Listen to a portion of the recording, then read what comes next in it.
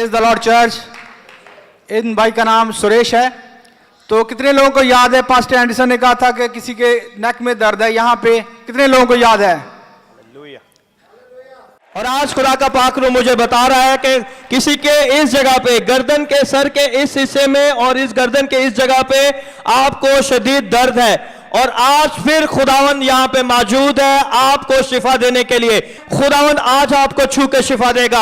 आए खुदावन तू मुझे शिफा दे तो मैं शिफा पाऊंगा। आए खुदावन तू मुझे बचा तो मैं बच जाऊंगा। तू मेरा फख्र है, यीशु के नाम से आमीन। ये वो बंदा है जिसके यहाँ पे दर्द थी और बहुत सीवियर दर्द थी। तो जब पास्टर जी ने दुआ की उसके बाद से इनके कभी दर्द नहीं हुआ, सारी दर्द यीशु के नाम से जाती रही। हालेलुया!